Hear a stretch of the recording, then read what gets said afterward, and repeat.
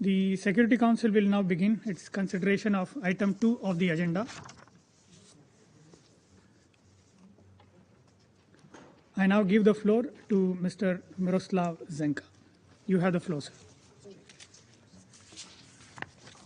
Thank you very much, Mr. President, esteemed members of the Council. I thank you for convening this meeting and for providing the opportunity to brief you on the developments in the South Caucasus, specifically the situation between Armenia and Azerbaijan. Since my last briefing on 15 September, the situation has remained fragile, with the sides regularly trading accusation of ceasefire violation. Nevertheless, despite these sporadic incidents, a glimmer of hope for progress in the ongoing diplomatic efforts has appeared following the renewed violence of mid-September. We have indeed witnessed several high-level diplomatic initiatives in recent months. In early October, the Prime Minister of the Republic of Armenia and the President of the Republic of Azerbaijan met in Prague in the margins of the first European Political Community meeting at the invitation of the President of the French Republic and the President of the European Council. The meeting resulted in an agreement to deploy the European Union monitoring capacity in Armenia, whose mandate ended yesterday. In this regard, we know the reports that a possible longer-term EU mission in Armenia is being envisaged, with the ultimate goal of contributing to sustainable peace in the region. In late October, the Armenian and Azerbaijani leaders met again in Sochi, hosted by the President of the Russian Federation, where they had agreed, inter alia, to refrain from the use of force or threatening force. In addition to leader-level talks, several meetings at the foreign minister and deputy prime minister levels took place in recent months. For instance, the Armenian and Azerbaijani foreign ministers met in New York under the auspices of the US Secretary of State in September. The sides have also been discussing in various forums elements for possible negotiated settlement, including the critical issues of border delimitation and demarcation within the framework of mutual recognition of their territorial integrity and sovereignty. We commend all these ongoing engagements and mediation efforts and encourage their close coordination to ensure maximum effectiveness. In addition to the mission by the European Union, agreed by both sides, the Organization for Security and Cooperation in Europe, as well as the Collective Security Treaty Organization, at the request of Armenia, also deployed technical missions to Armenia. The Secretary General, for his part, during his bilateral meetings with Prime Minister Pashinyan of Armenia and Foreign Minister Bayramov of Azerbaijan on the margins of the 77th General Assembly High-Level Week, urged progress towards a peaceful settlement. He repeated his message during last week's meeting with Armenian Foreign Minister Mirzoyan. The United Nations will continue to remain in close contact with all relevant actors and the concerned parties and stands ready to support the ongoing peace efforts as needed. At the invitation of the host governments, the UN country teams in Armenia and Azerbaijan also continue to undertake various interagency needs and programmatic assessments, including to accessible conflict-impacted areas as needed.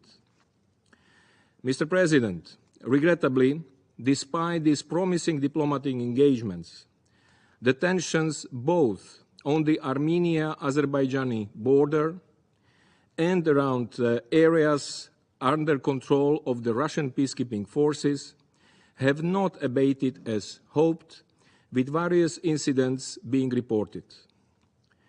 In a latest sign of escalating tensions, on 12 December, reports have emerged of protests near a Russian peacekeeping post on the Lachin road. This road is a vital artery for the people living in the area. It has been reported that these protests were against what they claim is the illegal exploitation of mineral resources and its environmental impact on surrounding area. The United Nations, which is neither present in the Lachin corridor nor in the areas under the mandate of the Russian peacekeepers, is not in a position to verify or confirm these various claims and allegations. We understand that as we meet, the protests continue. Over the past days, both Armenia and Azerbaijan have written to the Secretary General and to the Security Council regarding these recent events, alleging violations of agreed commitments by either side and challenging each other's claims. Both referred widely differing account of the developments and of the situation. Both sides have accused the other of violating the 9 November 2020 trilateral statement signed by the leaders of Armenia, Azerbaijan, and the Russian Federation. Media reports and statements from the Russian peacekeepers in the area indicated that some humanitarian and medical goods and supplies have been able to get through. It is imperative that the population, particularly those in need, be allowed to travel freely and be provided access to basic services. We welcome in this regard the commitment of Russian peacekeeping forces to facilitate and ensure the safe passage through the corridor. Mr. President, in his 14 December statement, the Secretary General noted that he was following with concern the ongoing developments around the Lachin corridor. The Secretary General urged the sides to de-escalate tensions and to ensure freedom and security of movement along the corridor in line with the previously reached agreements. The Secretary General also reiterated his support to the ongoing mediation efforts in the region. The UN country teams in both Armenia and Azerbaijan continue to maintain open channels with the authorities and stand prepared to respond to emerging humanitarian needs if requested and as conditions allow. Mr. President, as we have seen time and time again, most recently in past September, the potential human toll from the resumption of conflict could be considerable. Any renewed conflict would not only impact the people of Armenia and Azerbaijan, but also likely the wider South Caucasus region and beyond. The international community must not let this happen. The parties must abide by their obligation to fully implement the trilateral statement on the ceasefire of 9 November 2020 and the subsequent agreed statements and commitments, and to redouble their diplomatic efforts to achieve a negotiated, lasting, peaceful settlement before it is too late. Thank you. I thank Mr. Zenka for his briefing. I now give the floor to those council members who wish to make statements. I give the floor to the representative of France. Je vous remercie, Monsieur. Thank you, President.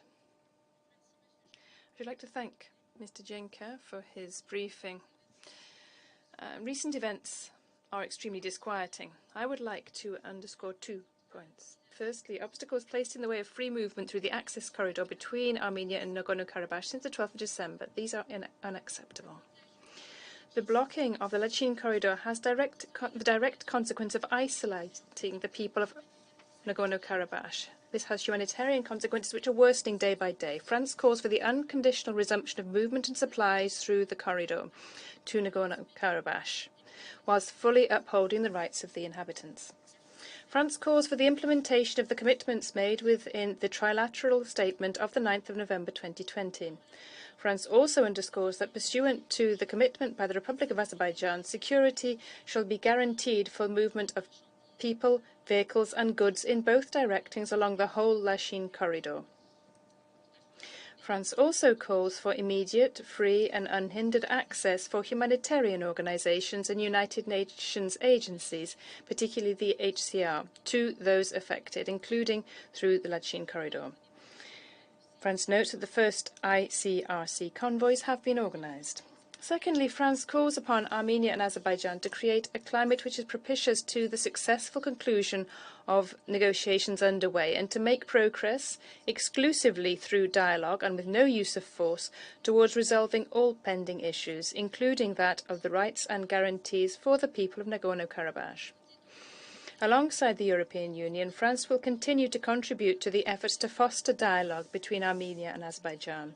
We will support efforts to make progress on all subjects under negotiation, particularly the draft peace treaty, border delimitation, humanitarian issues, and the opening of channels of communication with a view to securing lasting peace in the region. The meeting in Prague on the 6th of October 2022, which was referred to between the President of the Republic, the President of the European Council, the President of Azerbaijan and the Prime Minister of Armenia, has allowed for significant progress to be made.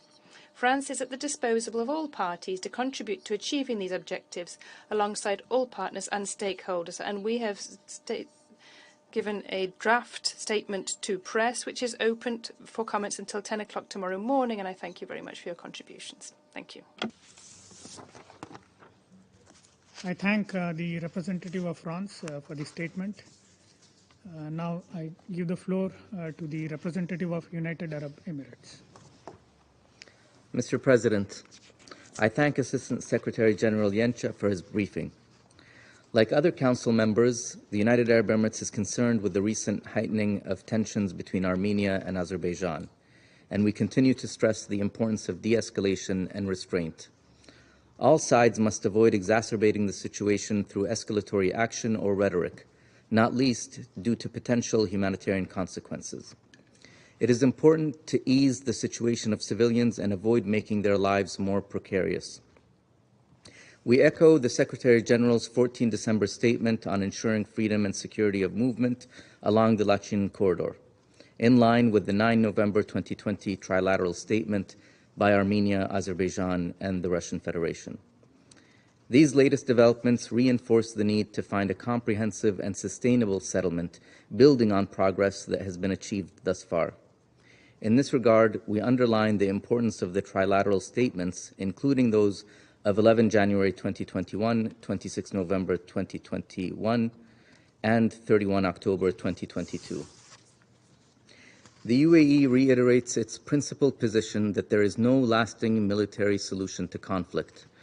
We continue to urge the parties to resolve their differences through peaceful and diplomatic means, in line with international law and the UN Charter. We encourage the two parties to engage constructively and in good faith with mediation efforts in order to achieve long-term peace in the region. Mr. President, at a time of regional and geopolitical uncertainty, we, the members of this Council, and the international community must do our utmost to bolster stability, dialogue, and peaceful coexistence. The UAE will continue to support all efforts to that end. Thank you, Mr. President. I thank the representative of United Arab Emirates for the statement. Next in my list is a representative of Albania. You have the floor, sir. Thank you, Mr. President, and let me thank SG Yensa for his briefing. We have taken note of the letters addressed to the Council by the ambassadors of Armenia and Azerbaijan. Although with contrasting perspectives, the information provided helps us understand the developments on the ground, their dynamics, and the impact on the populations. Despite the different views on certain issues, we appreciate the fact that both sides are committed to the dialogue and a peaceful resolution of all issues. We recognize the importance to ensure freedom and security of movement along the corridor, in line with the previous agreements reached between the two countries. These agreements should be respected and implemented from both sides. The free movement of goods and people in Lachin corridor is of great importance to the populations living in and around the area. As agreed by both sides, the Russian peacekeeping contingent currently deployed in the area is in charge of the organization of the movement of people, goods and vehicles around the road. Mr. President, as to concerns on the exploitation of the natural resources, we call on both sides to fully engage in talks in order to find mutually agreed solutions. Dialogue is the best way to deal with every issue. In this context, we recall the meeting of the Armenian and Azerbaijani leaders in the margins of the European Political Community Summit in Prague early October, where they agreed to send a mission of EU observers on the Armenia-Azerbaijani border. Other important meetings have happened, as we heard from ASG Yensa. It is the right course, and we welcome such developments. It is of particular importance to point out that both sides have expressed their commitment to sign the peace treaty as soon as possible. We could not highlight more its importance, not only for the stability of the bordering area, but for the overall peaceful resolution of all pending issues. There is no alternative to a peace negotiated solution through the path of diplomacy, which we will hope will lead to a peace treaty.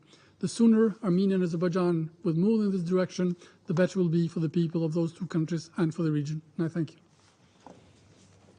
I thank the representative of Albania for the statement. Now I give the floor to the representative of China.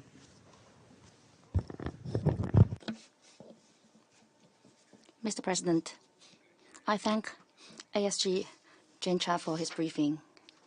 China has taken note of the recent letters from Armenia and Azerbaijan to the President of the Security Council and the Secretary General of the UN, respectively, on the situation in the Lachin corridor, and expresses concern over the current situation and its humanitarian impact. We believe the relevant disputes surrounding the Lachin corridor should be resolved through dialogue and consultations. Russia has done a lot of work to this end, with positive progress, which China welcomes. We hope with the good offices of Russia and other parties concerned, the disputes between Armenia and Azerbaijan over the Lachin corridor will be resolved as soon as possible. Mr. President, Armenia and Azerbaijan are close neighbors, and achieving shared security and development through cooperation is in the fundamental interests of both countries. In recent years, Armenia, Azerbaijan, and Russia have issued 3 trilateral statements, making arrangements on the cessation of hostilities, economic and transportation cooperation, as well as border issues, respectively, demonstrating the political will of the two countries to resolve disputes through political and diplomatic means.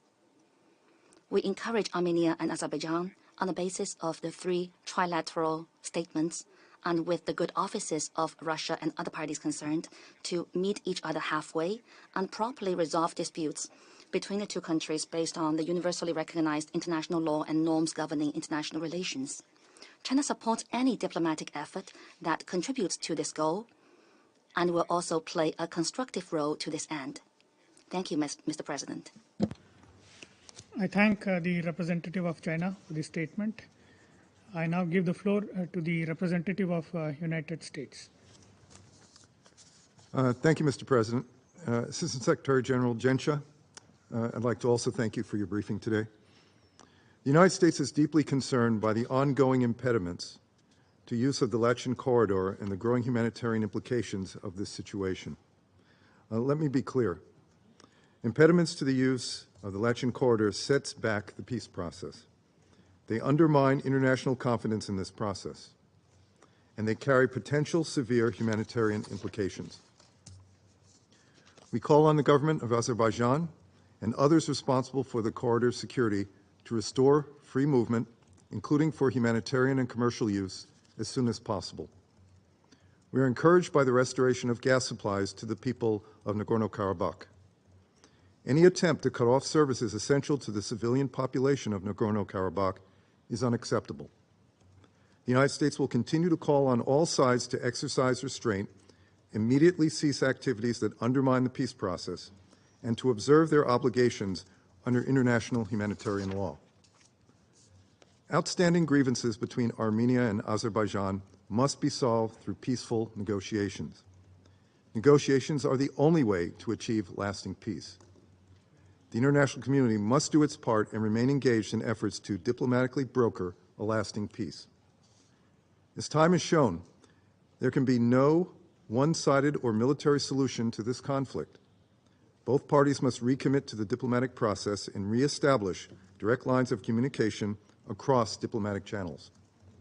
All parties must intensify their diplomatic engagement and make progress toward normalizing their relations through a comprehensive, sustainable peace agreement. There must be a negotiated, comprehensive settlement of all remaining issues. The United States remains dedicated to a sustainable ceasefire and a peaceful resolution to this conflict. We remain actively engaged bilaterally, multilaterally, and with partners as we work toward that shared goal. We remain ready to facilitate dialogue between Armenia and Azerbaijan bilaterally, trilaterally, and in coordination with partners like the EU and OSCE to achieve a long-term political settlement to the conflict in accordance with international law, including the UN Charter, as well as the Helsinki Final Act.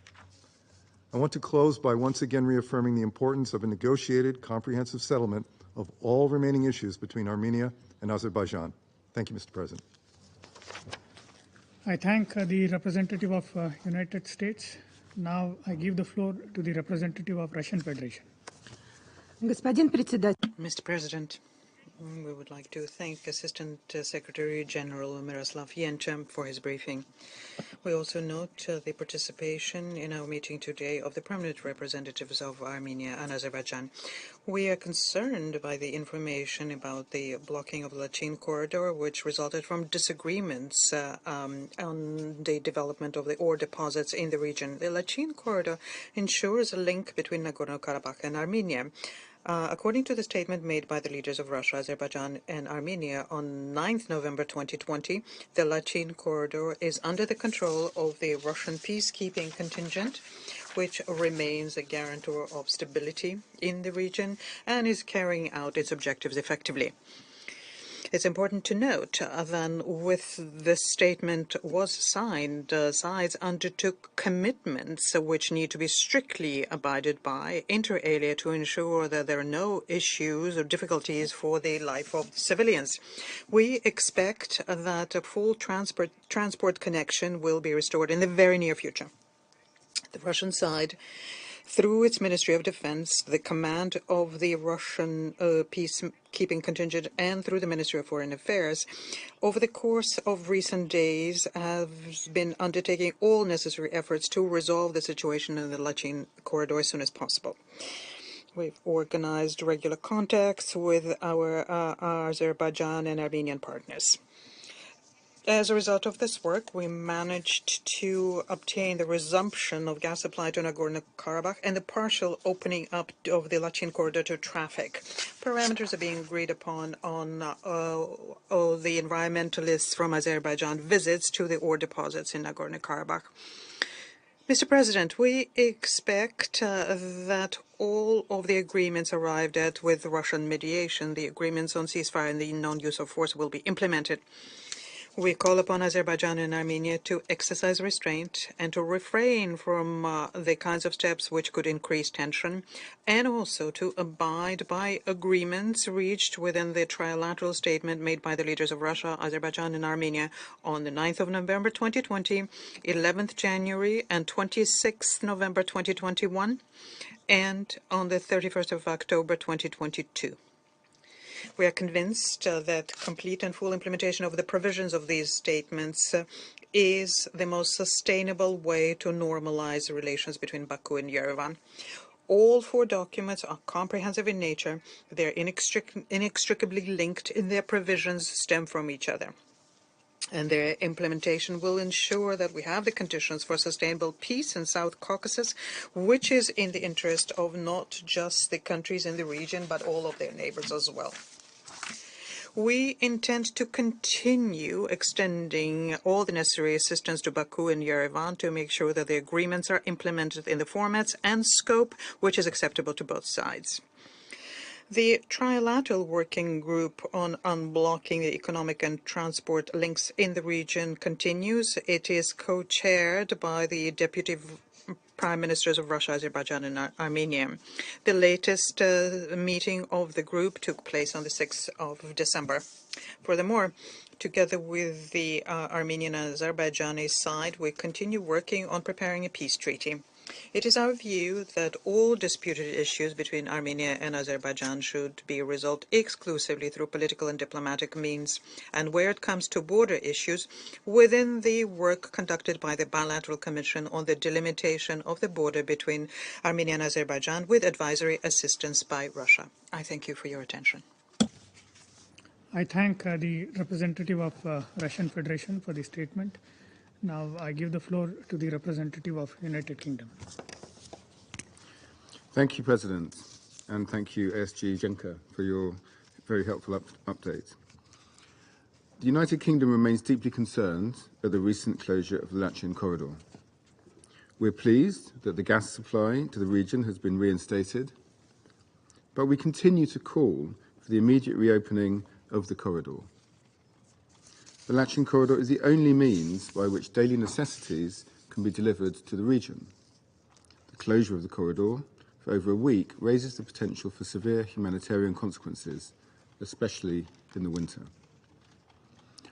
We also note with concern the civilians who've been stranded by the closure and urge that their unimpeded return is urgently prioritised. President, we're in touch with the governments of both Armenia and Azerbaijan. It's only through diplomacy, in line with the principles of the UN Charter, that lasting peace can be achieved. The United Kingdom continues to support the internationally led negotiation efforts that seek to secure stability and peace in the region. Thank you. I thank the representative of United Kingdom for the statement. Next in my list is Brazil. I give the floor to the representative of Brazil. You have the floor. Mr. President, I thank ASG Miroslav Jenča for the report presented. Brazil received the reports of restrictions on freedom of movement in the Lachin corridor with concern. The right of passage on the road is one of the pillars of the Trilateral Declaration of November 9, 2020. Any obstructions, regardless of the pretext, jeopardize the well-being of the people of Nagorno-Karabakh and threaten the reconciliation process between Armenia and Azerbaijan in a conflict that has already cost thousands of human lives. Fortunately, the tensions of the last few days have not translated into episodes of violence. We encourage the parties to show similar restraint in their rhetoric so that the harshness of their words is not interpreted as incitement to renewed hostilities. It is essential to keep channels of dialogue open and adopt confidence-building measures in order to objectively clarify the facts and find pragmatic solutions. We take note of the mediation efforts of the Russian Federation, which have contributed to the resumption of gas supply to the region. We encourage other members to act in an equally constructive way to prevent the crisis from escalating and to avert dangers of a worsening humanitarian situation. Mr. President, the November 9, 2020 declaration offers an initial roadmap for peace building. It is essential that the parties refrain from actions that could characterize violation of its terms in order to ensure the conditions for the Commission established to demarcate the bilateral border to carry out its mandate successfully. I thank you, Mr. President. I thank the representative of Brazil for the statement. Now I give the floor to the representative of Kenya. Thank you, Mr. President. I thank Assistant General Mr. Miroslav Jenka for his briefing. Kenya is deeply concerned by the reports of the ongoing blockades along the Lachin corridor, which we understand is critical for humanitarian access to Nagorno-Karabakh region. We call on both sides to de-escalate the current tensions and cooperate in ensuring freedom and security of movement along the corridor, in line with the previously reached agreements. We underscore the need for the parties to exercise maximum restraint and refrain from any actions that would escalate the situation. They should in particular refrain from engaging in misinformation and disinformation, including through social media. This could spark panic among the populations and undermine efforts to contain the situation and restore calm and understanding. Mr. President, there cannot be a military solution to any conflict, including this one.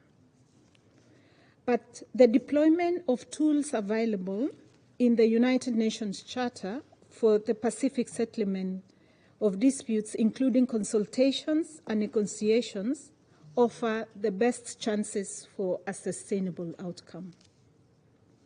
We therefore encourage the stakeholders to continue to work with the two sides to find a comprehensive and sustainable settlement to the conflict and normalization of relations based on the mutual recognition and respect for each other's sovereignty and territorial integrity within their borders.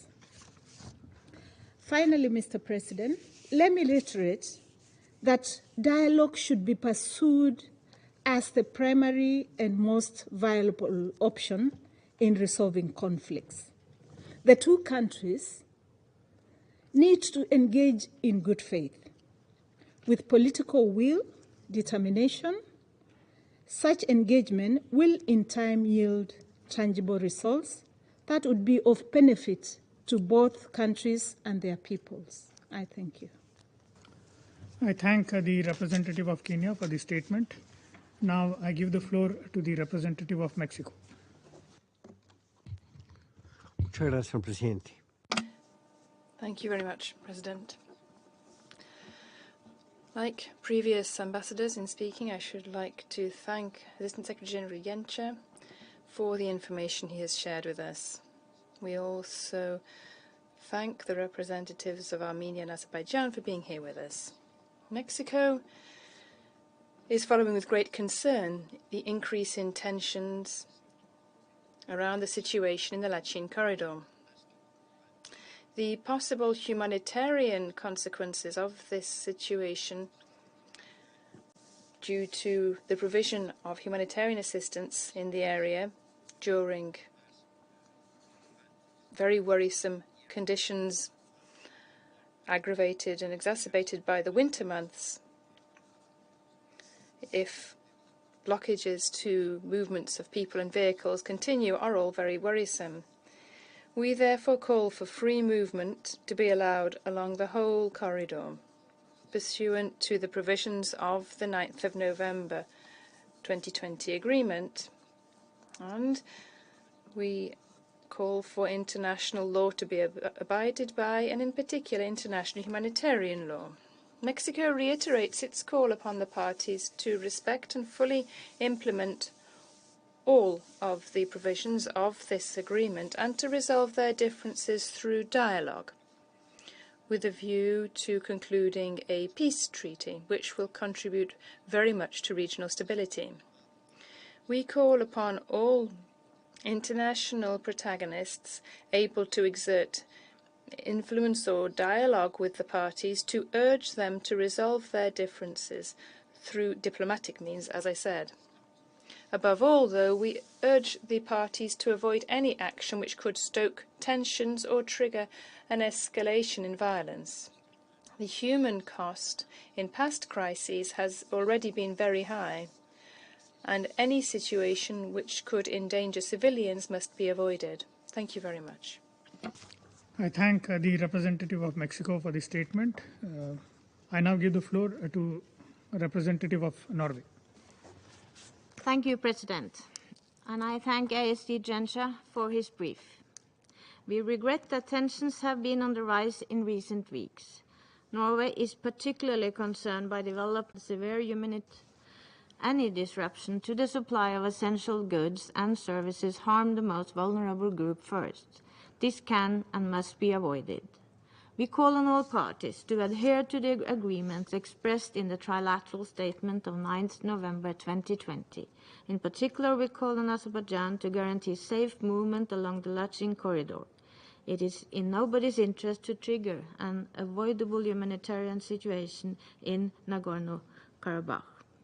Solutions should be sought through dialogue and diplomatic initiatives. We urge the parties to show maximum restraints, take steps to de-escalate the situation, and return to the negotiating table in good faith and without preconditions. President, we welcome that the Security Council is taking up this issue today. The international community cannot just weather the storm in the hope that it will just go away. We reiterate our support to the ongoing mediation efforts in the region and welcome efforts from the international community to help advance negotiations. Thank you. I thank the representative of Norway for the statement. I now give the floor to the representative of Ghana. Thank you, President. I would like to begin by thanking Assistant Secretary General Miroslav Jenka for his briefing on the prevailing security situation between Armenia and Azerbaijan, focusing on the recent developments in the Lachin corridor. I reaffirm Ghana's support for the United Nations efforts to help find a lasting solution to the long-standing conflict between the two neighboring countries. I also welcome the representatives of Armenia and Azerbaijan who are participating in this meeting under Rule 37. My delegation has taken due note of the concerns expressed by Armenia in its letter of 18 December 2022, as well as the corresponding letter by Azerbaijan dated 19 December 2022 addressed to this Council. We encourage the parties to set aside mutual blame and stay engaged through dialogue as a means to resolve all concerns. As friends of Armenia and Azerbaijan, Ghana continues to be concerned about the seething tensions that have engulfed the two countries for centuries and which have intermittently erupted into armed conflict, resulting in civilian and military casualties, as well as the destruction of infrastructure. The permanency of the ethnic, cultural, and historical identities of the people, which, as we know, have largely influenced the conflict, demands of the two sides and the international community to continue to work together in devising ways for the peaceful coexistence of the two people within the modern conceptualization of the state under international law. In contributing to today's briefing, I wish to make the following 4 points. First, we reiterate our call for the de-escalation of tensions and strongly urge the two sides to refrain from all unilateral actions and inflammatory rhetoric which have proven in the past to easily degenerate into armed hostilities. While state authorities endeavor to forge peace through the implementation of existing ceasefire agreements, the communities must themselves be equally committed to resolve through dialogue and constructive actions any emerging disputes in relation to the Nagorno-Karabakh conflict. We urge local leaders and civil society to be supportive of peace efforts by facilitating intercommunal discourse and avoiding divisive action. Second, we reiterate our call on the parties to remain committed to the full implementation of all trilateral statements, which in our view constitute important steps towards the complete cessation of hostilities, a progressive resolution of the conflict, and the normalization of relations between Armenia and Azerbaijan. All sides must ensure the consistent implementation of their responsibilities in accordance with the terms of the trilateral statement of 9 November 2020, including the terms of paragraph 6 relating to the Lachin corridor. It is also important for the process of the delineation and delimitation of borders to be undertaken on the basis of the established norms of international law and the Charter of the United Nations, with particular regard to the principles of mutual recognition of territorial integrity, the non-use of force or the threat of force in the acquisition of territory, and pacific settlement of disputes. Third, we urge international support for the normalization of relations between the two countries. With the European continent already facing much upheaval from the war in Ukraine, as well as other volatile situations, it stands in the interest of international peace and security to ensure the de-escalation of tensions in the South Caucasus region. Implementing confidence and trust-building measures would help to strengthen the fragile peace that currently prevails between the two sides. the international community must also play a role in facilitating negotiations geared towards the complete resolution of the Nagorno-Karabakh conflict and a future Armenia-Azerbaijan peace treaty.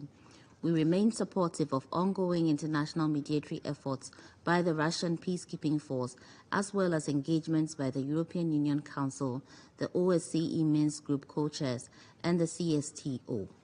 To fully realize the benefits of these efforts, they must be coherent, coordinated, and centered on the principles of international law and the United Nations Charter.